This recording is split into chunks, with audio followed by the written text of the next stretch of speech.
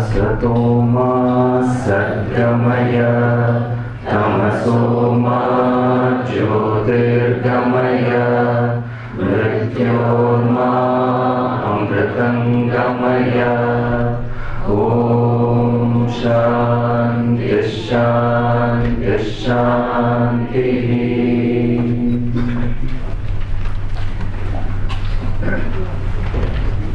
Hari Om. I feel I have a great responsibility in this session.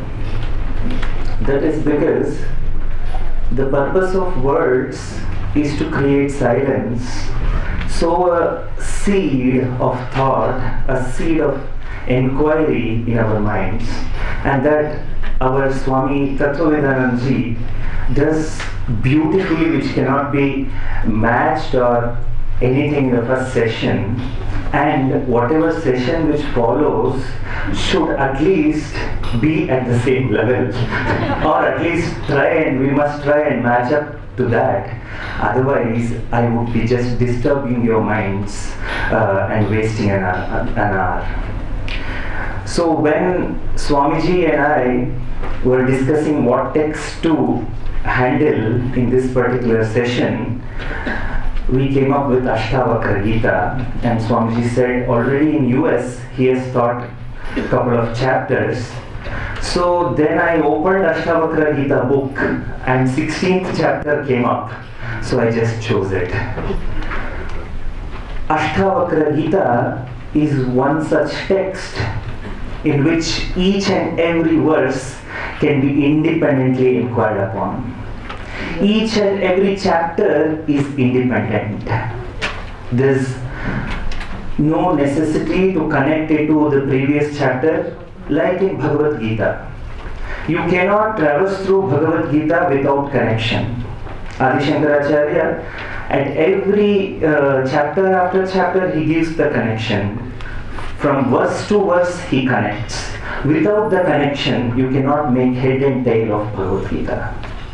But Ashtavakra Gita is one profound text where each and every verse is like a spiritual bomb which can destroy our ignorance. That is Ashtavakra Gita. Once there was a philosophical debate or an inquiry, a Vidvat Sabha going on in the court of Janaka, King Janaka, who is known as a Rajarshi. The best of scholars from all over India were there in that august occasion, discussing and talking about truth. And sage Ashtavakra, the name itself suggests that he is one who had 8 deformities in his body. That is the regular interpretation. So Ashtavakra had 8 deformities in his body. So sage Ashtavakra walks into the court of Janaka and the entire Sabha starts laughing at him. So Ashtavakra also joins the laughter, and his laugh is the loudest. At that point, the entire Sabha is in a state of pin drop silence. Because the person at whom we are laughing is laughing at himself, or they don't know at us or what, they don't know, they are baffled, there is silence. Then Ashtavakra looks at the entire line of scholars and says, I thought a Vedanta Sabha is going on here. I thought a Vichara is going on here. But unfortunately, I see cobblers and butchers sitting here who cannot see more than body and bones, skin and bones. That is the profundity of Ashtavakra's words. He does not mince words. His expression of truth is simple, straightforward. His words are not for light-hearted people. It's for adhiraha, like the Upanishad says, who is the student of Vedanta is a dhiraha, one who has strength. One who has strength to see the truth, to assimilate the truth. So Ashtavakra, the entire Ashtavakra Gita goes in this level, at a very, very high philosophical level. For him, he clearly sees the truth. In his vision, there is no falsity or false thing at all. He only sees the truth. Once, all the devatas were worried about darkness and went to Lord Sun to tell that we are all fearful of darkness, we have this fear of darkness. Oh, please come, light up that worlds where there is darkness. Lord Sun said, yes, come on, let's go. Wherever he went, he could not see darkness. Then Devata said, come, let's go to northeast. They said, Surya said, no, I don't see darkness there. Then they said, let's go to south. Then there is no darkness there. So from Ashtavakra standpoint, there is no Ajnana, there is no Moksha, there is no Bandha, there is no Guru, there is no Shishya, there is no scripture, there is no method, there is nothing. For him, there is only truth.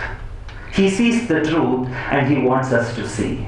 And Janaka is just a nimitta. So that is the way the Ashtavakra Gita flows. Swamiji yesterday compared the verses of Sardarshanam to a grape bunch. You can pluck one and then have it, and then you're not missing anything by not eating the whole thing. Similarly, the Ashtavakra Gita, the verses are like flowers.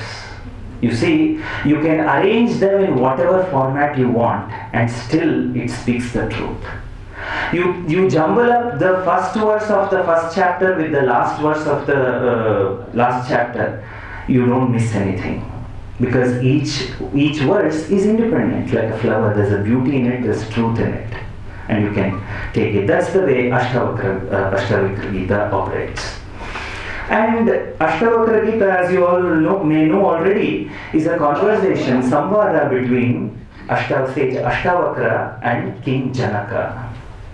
Here, the uniqueness of this Gita is that the student, Janaka, starts as a student, and the chapter starts Ashtavakra as the Guru. But as the chapters progress, Janaka is able to see the truth. He is able to appreciate the vision. For him, it's no more the vision of Ashtavakra, it's his own vision. He sees the truth. Thus, now, the whole next few chapters run like a jugalbandi of truth between Janaka and Ashtavakra.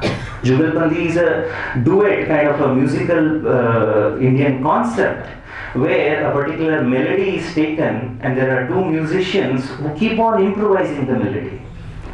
So here it's not really improvisation. One speaks of truth in one particular beautiful way, and Janaka also simultaneously, spontaneously gives another beautiful expression to the same truth. That's how Ashtavakra Gita is going to go on. And Pujya Swami Chinmayananji, Pujya Gurudev, has written one of the most profound prefaces for Ashtavakra Gita, his commentary on Ashtavakra Gita. He says, the Upanishads stammer while expressing the truth. The Brahma Sutras exhaust themselves. The Bhagavad Gita hesitates with an excusable shyness to talk about the truth. But Ashtavakra Gita brilliantly, directly communicates the vision. He holds no words. He minces no words. There are no theories. There are no concepts. There is no process. Because a process is always in time. A process. There is no starting point. There is no end point. So such is the profundity of Ashtavakra Gita. Now, okay, that is about the text. And what is its relevance to us, for us? The text Ashtavakra Gita can be used as a contemplative text for people who already have insight into the truth. Or it can start Atma Vichara in the seekers. Vichara is a beautiful word. You all know Atma. We all seem to know Atma. Yoga Vashishta, first chapter, second verse of Yoga Vashishta very beautifully describes what is the qualification of a student. Usually the qualification, the moment it comes, like Swami TV was telling, okay, you brought the entire Upanishad, you go on. Sadhana Chatushtaya, Shamadama, Paramati Diksha, Shraddha, goes on. That's what happens to the mind. But you see, Yoga Vashishta has a profound insight about who is a qualified person to inquire into the truth. What is the qualification of the student? One who is determined to see the truth. One who may not yet know Brahman, but it's not that he does not know, it's not unknown to him totally. One who is willing to shed the bondage here and now. Only such a person is a qualified student. That's what Yoga Vashishta says. So here, whenever we use the words Atma, anything Brahman, we all seem to know, yes, Yoga Vashishta says, Vashishta Maharshi to Lord Rama says, yes, we are in the right space. We think we know, we seem to know, we have some insight about it, but sometimes it's not yet totally clear. It's not our vision as yet. We seem to think that it is the vision of the Shastra. It is the vision of the rishis, this and that. We are always keeping ourselves away from the truth. So, Ashtavakra Gita aids Atma Vichara. What is Vichara is a beautiful word. Char, it comes from the Char Dhatu, and in Sanskrit grammar there is a rule, what all the roots or words which indicate movement, Gatyarthaka Dhatus, must be understood as Jnanartha, in Jnanartha as knowledge. So Char, the movement represents knowledge, not physical movement here. That is the classical interpretation. If you can appreciate and look at the word Vichara in a little different way, you can also give Viruddhaha Charaha is Vicharaha. Charaha is movement. Charaha is movement. Char dhatu chara. So the entire world is going in one direction. Here, if you want to begin Vichara, you must be willing to go in a different direction. It's an opposite direction. The world is moving in one direction. World thinks Nama Rupa alone is real. For the Prapancha, the body is real. Body is everything. Mind is everything. For some people, body is everything. For some people, scriptures are everything. For some people, religion is everything. For some people, their own selfish lives are everything. But Vichara begins when you are willing to question these paradigms. These famous paradigms. These superstructures which are built. So Vichara is a Viruddha movement. A Viruddha movement. You must be willing to swim against the current. Then alone there is Atma Vichara. Then alone there is Atma Vichara. Then alone there is insight of truth. You see, apple fell down on Newton. So if he had gone in direction of apple, he would have eaten the apple and been quiet. Today we would not have had Newton's laws. So, but he went against that movement. He questioned that very moment. He questioned the fall of that apple. Probably if it had fell on us, we would have eaten and made an apple pie or something. But a scientist who is also a rishi is willing to examine life. He is willing to examine everything. He is willing to examine the moment of life. So he is willing, he has that strength, intellectual strength to move in a different direction. Even though it may not be convenient, sometimes it's not convenient. Because in the regular flow there is security. There is security, there is intellectual security also. There is something called intellectual security. Physical securities are there. We all tend to go in one moment, the world is moving. But somebody wants to change something in society, that person is moving against the direction of the society. He must be willing to stand for all the opposition which is going to come. The security he or she is going to lose. That person must be willing to stand for it. So that is vichara. That is vichara. Vichara is for whom? For a dhira, who's willing to examine life with an open mind.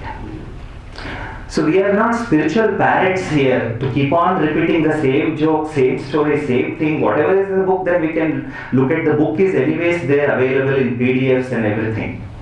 Or our Google knows it all. So we can search something and know it. But here, what is unique about an occasion like this is that we all together are willing to go in an opposite direction to question everything. Why this movement? Why this vichara has to be done?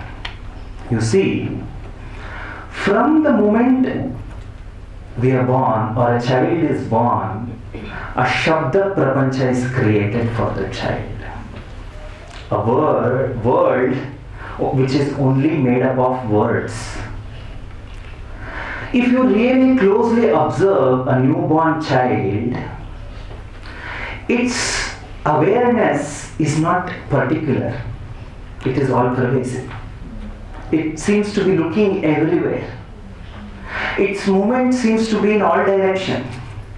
Even once the child starts to crawl, it goes in all directions. But what the mother or father or an adult does, the child is looking all around. Then the mother or father makes the child, hey, look here, I'm here. Look here. Look here. Do not go there. Do not go. No, that is not your radius. Go in this direction. Come on, eat this. This is good. The child does not know anything. Evolutionarily, we are programmed only to like the mother's milk, if at all there is any programming.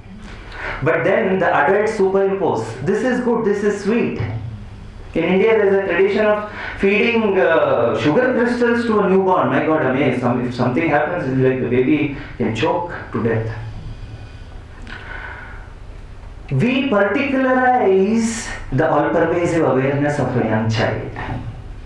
And the world is created for that child with just words. The adult who inherited those words from his mother or father or her mother or father. So it's a parampara which is flowing. This is an ajnana parampara. It's an avidya parampara. Because we are superimposing concepts, so many things on an awareness which has no limit. We are limiting the awareness of the child by Namarupa. By Namarupa alone. By Visheshanas. A Visheshana means adjective, one after the other. So the child gains the ability to separate. For the child, everything is one. But then we introduce Visheshanas. Shankaracharya gives the definition of Visheshana in Taittiriya Bhashya, Vyavartakam Visheshanam. That which separates you. So we superimpose so many beliefs, so many words on that child to the extent now an individuality is created. The child is totally separate from the world by the age of 10 or 12. So now the mind, which was always focused, there was no particularized awareness, there was no limit to this awareness, is particularized, it's limited. Now we have lost the game.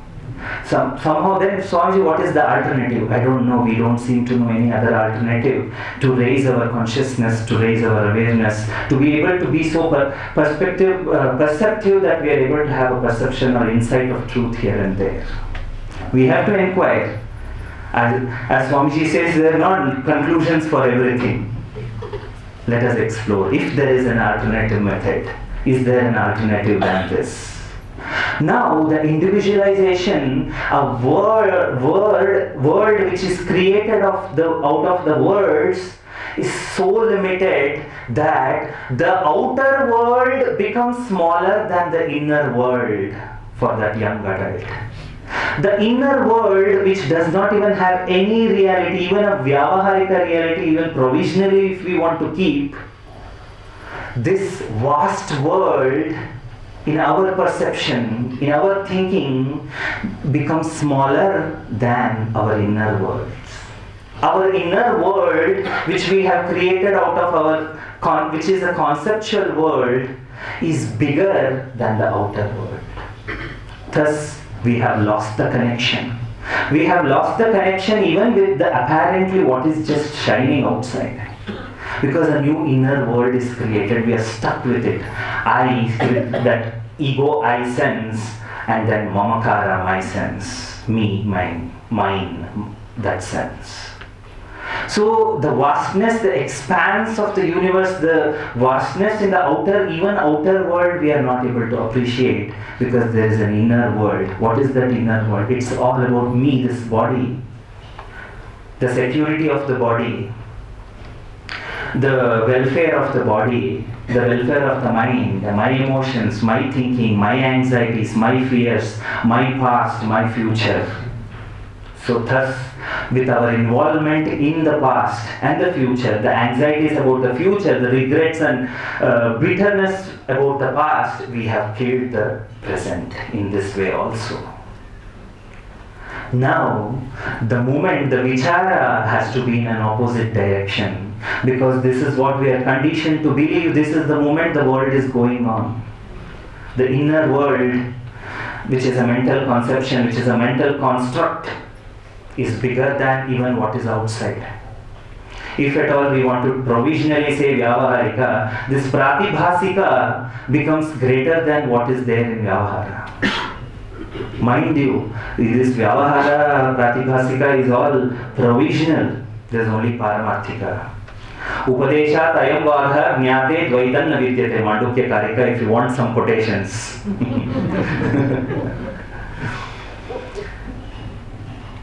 So, this is the moment. This is the moment we have to unfortunately flow against the current. But is there a way from childhood we are able to retain that unlimited awareness, the awareness which is not limited and yet function in the world? We must think about it. We don't know, we all must think about it. Ashtavakra puts that seed into us. He starts vichara for us. That is the beauty in Ashtavakra Gita. You see, we sometimes may not totally understand the bad that this world of words has made, or the bad impact that is there in our lives. Because of these words, the world which is just created out of words. You see, I would say, even poets play a negative role in this regard, if we have to examine. Usually what we think, poets, oh my God, such a lovely expressions they have about the whole thing. They may give us insights into the life world. No. More often they cover the truth. Why? You see, there's teeth. You see, you and I sometimes we may not even see teeth because if all the conditioning is there. But a villager in India, a farmer, if you smile, he'll only see the teeth. But what does a poet see? Nicely arranged 32 pearls. Or in India, in Sanskrit literature, the set of teeth is compared to pomegranate seeds. So you cover the truth even at this level because of your word expressions. The poets keep on covering even the Vyavaharika Sattva which is there. A villager just sees sunlight, morning. For him, it is Vyavahara. For him, it's an indication that I have to get up and then work hard in the field. For some people whose tummies are filled, they will see it in a different way. The Greek mythology saw the sun god, there's a sun god with his chariot brings forth the sun every morning. He doesn't see the sun. He sees a devata in its place. That mythology sees an imagined concept there, not even the sun. So sometimes even poets may cover the truth.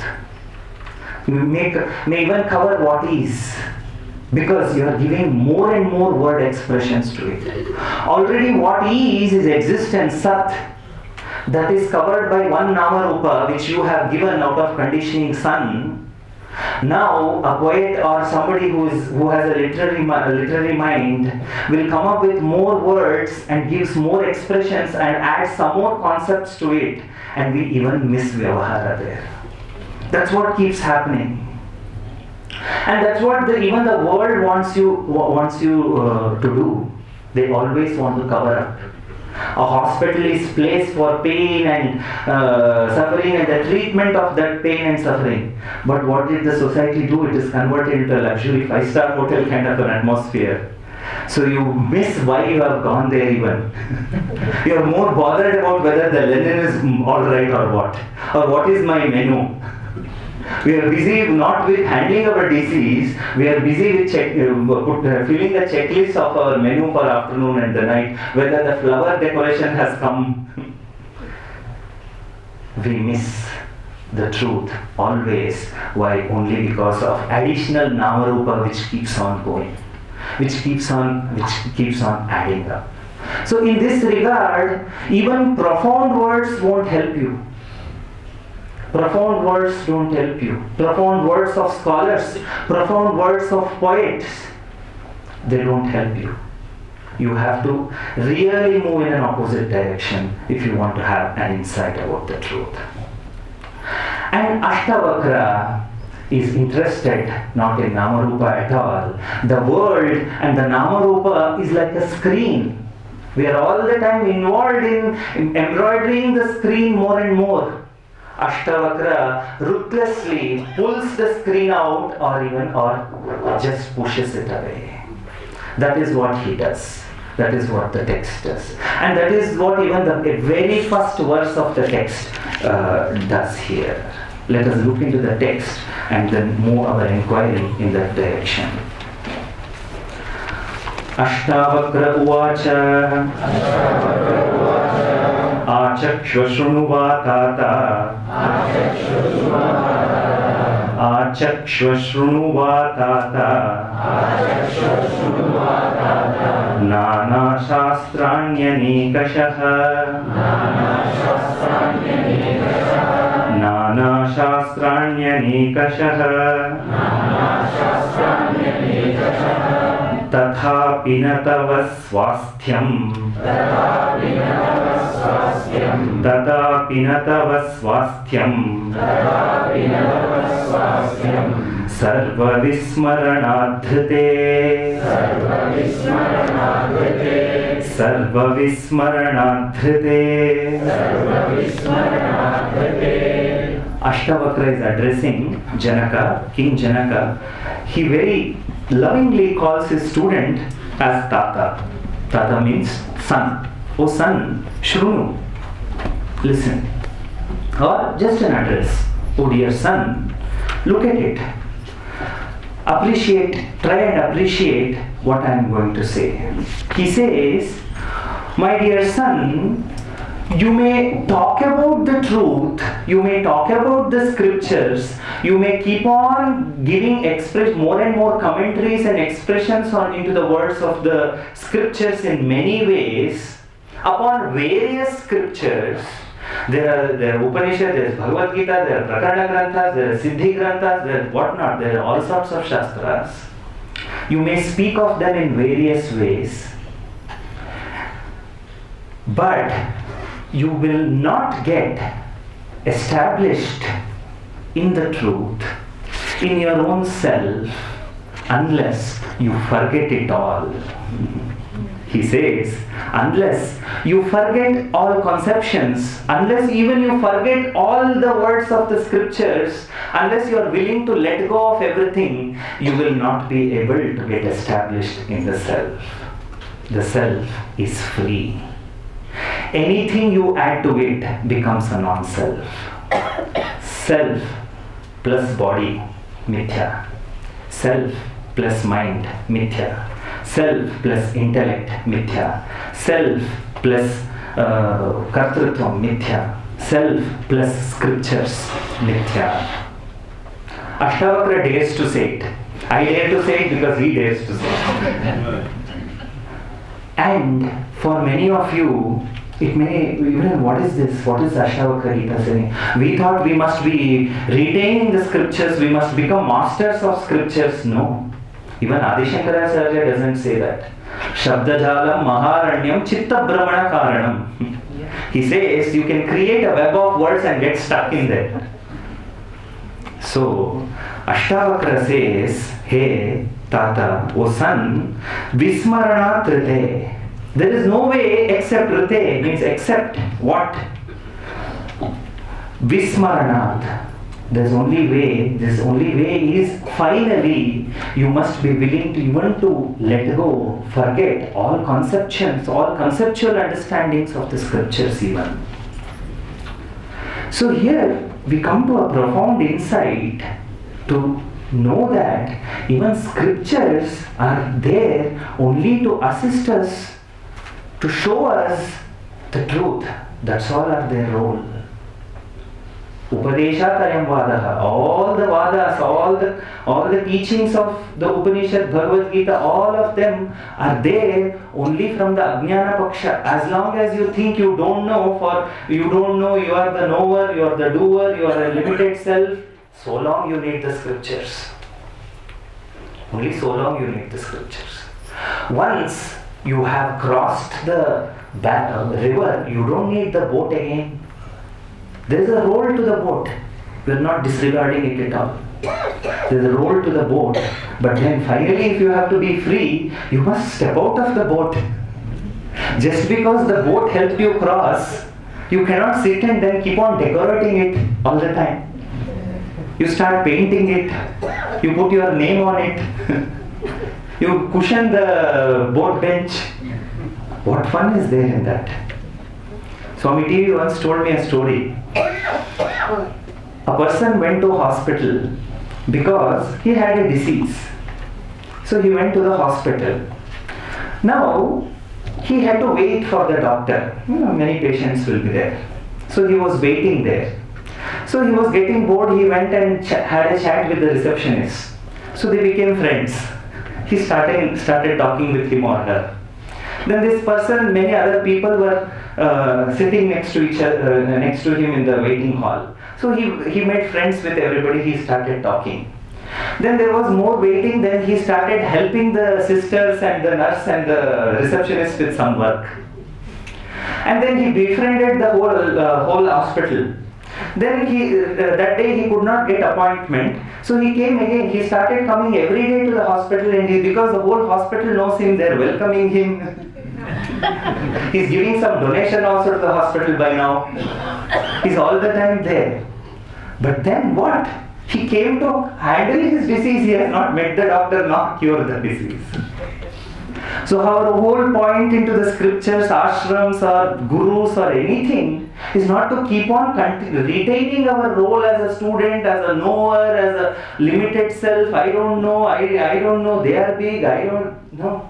We will be like that patient. The story ends there. There's no more story. The hospital story ends there. That's all. He's friends with the whole hospital now. And he claims that now from 3 years I'm coming to this hospital. Maybe this is what I first met the receptionist in 2008. maybe his disease was not So, this is what happens if we don't pay attention. This is what happens if we don't pay attention to our pursuit even. There is no glory in claiming that I know the Swami, I have by-hearted these Upanishads, I know this, I know that. No, there is no glory in it. The glory in it, what is the glory? You have to absorb it. You have to make that vision your own. You see the truth and let go. You must be daring enough to let go. You will be willing to let go only when there is no emotional dependency on the system, on the master, on the scriptures. If you have again derived emotional security out of these structures, you will never be able to see the truth, because this emotional security will cover it. Avarana. Again there will be avarana. Again there will be avarana. Thus, we must move beyond structures. we must inquire further. And Ashtavakra says, you must be willing to forget it all. Let us understand the implication of this, what it means. What it means. The Veda themselves say, Yatra Vedaha Aveda Bhavanti. There is a place, there is truth in which Vedas also lose their role. The Vedas also lose their role as Vedas. The Veda themselves quote. This is the only scripture in the world which finally negates itself. No scripture negates itself. No guru negates himself. This is the only tradition which finally negates itself. Adhyaropa avadabhyam nishprapancham prapanchite. There is no prapancha, something we have to we don't know any other way but to communicate in this way. That is what we heard and that is what we are giving, and finally we negate the process also, if at all, if we can call it one. So that we must understand one simple or whatever, one profound think about our journey with the master or guru temporarily in the scripture. We must be willing to examine. Yato vacho nivartante aprapya vasasaha. So even vak here can be taken as the Shabda, Veda themselves. They all tried to capture the truth, they could not. They took help of the mind also. This small limited mind, what can it capture? It cannot capture anything. So we fail. So we fail sometimes in our pursuit, or at least we have a sense of failure. Why? Because we are holding on to all these concepts. We keep on holding on to these concepts. And we try and derive an emotional security out of the system itself. And we become dependent. When there is emotional dependence, it is not at all a nice situation, mind you. We are trying to discover freedom. And you are here dependent emotionally. Yes, no doubt we are all dependent physically on the system. Physically on the scriptures, physically on the guru, even physically, it does not disturb. It does not disturb. Because the relationship, the connection is for a purpose, and there is objectivity. And you bring in subjectivity into it, you lose the game. So Ashtavakra is pointing out this particular moment in our journey. We must know the role of everything, thus far no further. Thus far no further. Chandogya Upanishad, in Chandogya Upanishad 7th chapter, Shankaracharya beautifully represents the role of scriptures and the guru. These are the things, these are the people in the scripture, shows us where to inquire. In what direction we have to inquire. That's why a guru is also called in Sanskrit as Deshika, one who shows. So we are all moving in one direction. Now vichara has to begin. The movement has to go, the movement of mind has to go in opposite direction. So a Deshika, a guru, points out in the direction in which the inquiry has to be done. The scriptures show in which direction the inquiry needs to be done.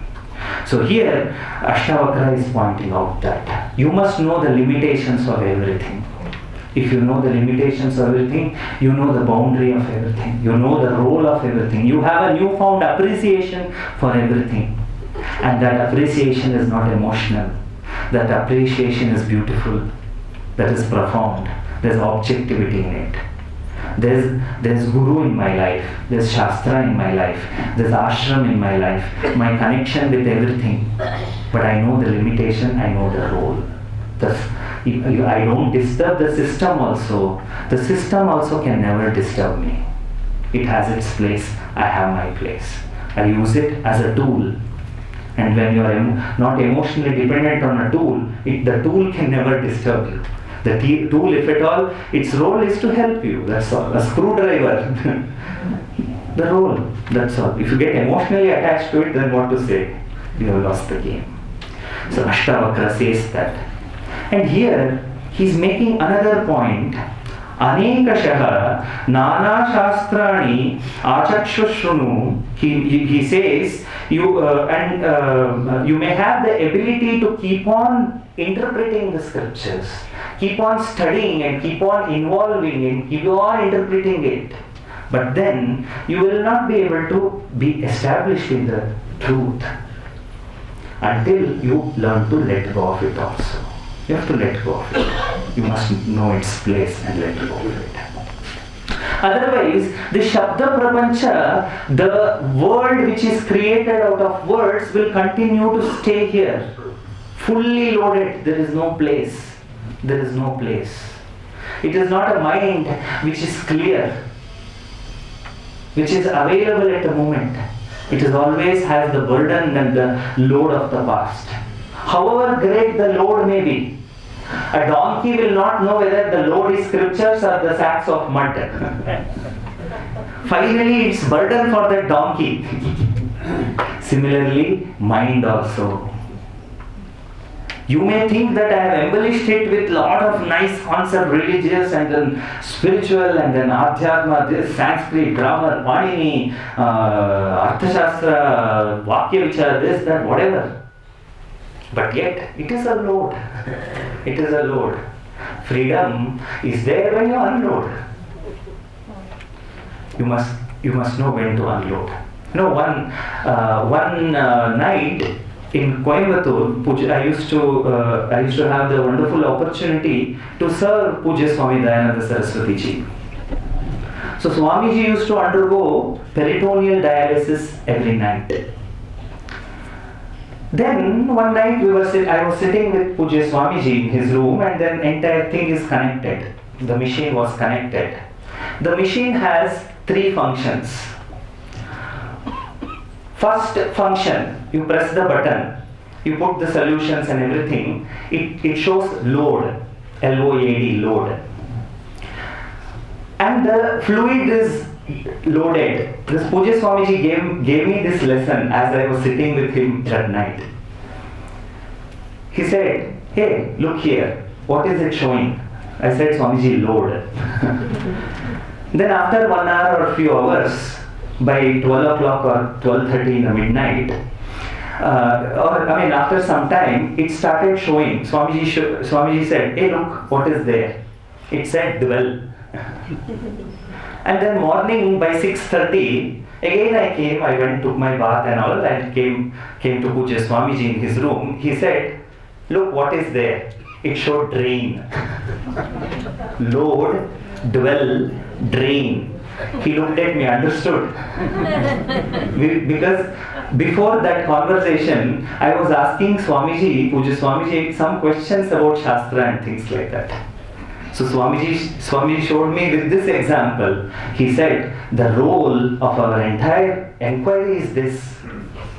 You load, you dwell on it. Shravana is loading. Manana is dwelling upon it. Nididhyasanam is unloading. There is no more loading in Nididhyasanam, mind you. Nididhyasanam is appreciating of Nirguna Brahma. Nirguna Atma, which does not have any guna. You don't need anything. When there are no gunas, you don't need words in your head. Nididhyasanam begins when there are no words in your minds. Nididhyasanam is not with a japa you hold, that is not Nididhyasanam. You do Shravana. Shravana is Vichara. You inquire with the teacher upon the words of the scriptures. Manana. You chew it like a cow. You take it in, the cow holds the grass in its mouth and then keeps on chewing. Takes it out and takes the sara out of it. Sara out of the entire what thing it has taken in. So similarly, Mananam is that exercise. We chew on it. And Nididhyasanam is letting go. Ashtavakra is pointing out Nididhyasana here. Because he operates from this level, you see. He operates from this level. For him, he doesn't see all these basic steps. He sees only the final step, final goal. So Ashtavakra is indicating Nididhyasanam here. So that we must know its role here, Nididhyasanam. So that is what Ashtavakra very profoundly says in this particular verse. We must be our entire direction of inquiry must be in this direction. Shravana, Manana, Nididhyasana. Take it in, chew and let go. And one more mishap which can happen in our journey, Ashtavakra is pointing out in this particular chapter, in this particular verse. Puja Gurudev Swami Chinmayananji gives the heading for this particular 16th chapter as self-abidance, instructions for self-abidance. So Ashtavakra wants to instruct us a few things without which we may miss the boat. You see, as long as you retain the knowerhood, I am a knower. I know what? I know the scriptures. I have the knowledge of the scriptures. Now we think we have done a great thing by this. But we are holding on to our knowership. I am a knower who went for the object of knowledge, and I have acquired that object of knowledge, and I am retaining it here now. You continue, how much ever more you embellish, you continue to be a knower. You continue to be at the level of Vijnanamaya. You continue to be at the level of intellect and intellect. Why? Knowership also, knowerhood also implies kartrutvam. That I am very much there as an ego-identified person. So this is there. Now this person studies or knows something, gets the knowledge and retains it. The knowership is very much there. So I, from whatever you are identifying yourself as some so and so person, yes, from Annamaya there seems to be a progression into Manomaya or Vijnanamaya, but we are yet there only, at that level. We have not crossed the Panchakoshas. We are very much within the purview of Panchakoshas. But for an outsider, oh, now you know something, you also know something, and that person knows that you attended a few classes and you have a lot of knowledge, people start appreciating you. Oh, you know all this, we don't know anything. You have been going so regularly, we don't know. Now again the sense of doership increases. You are very much retaining the knowership. Vedanta is final. The crux of Vedanta is in letting go of kartrutvam and bhoktrutvam. Aham na karta na bhokta. I am not. Then what are you? I am Chidananda Rupa Shivoham. I am not karta, I am not bhokta. Ashtavakra hits the nail. Ashtavakra doesn't want us to get lost in the sea of scriptures, in the sea of words. He wants us to cross this ocean of samsara. He wants us to let go of even that boat which helped us cross. You know that this insight is there throughout the scriptures. The Upanishads begin here and end there. The Shishya comes to the Guru